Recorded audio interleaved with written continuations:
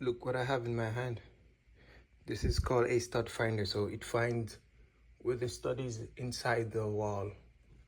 So I'm gonna try to find the stud and show you, but also you have to click this black button right here and hold it like this. It's turned on. So the further you are away from the stud, you won't see it. The closer it gets, it's at the bottom one now, the red bottom one, so you know we're getting closer to the stud.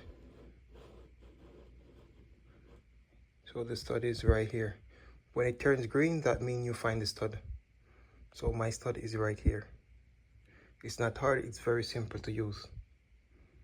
So the further you go away, you see it drops, no light.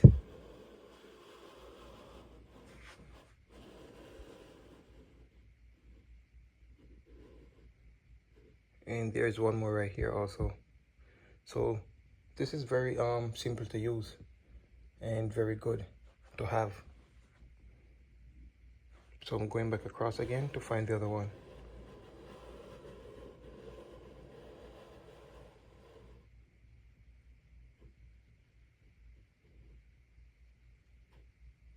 And that's how you use this stud finder. They call it a sensor also, you can see.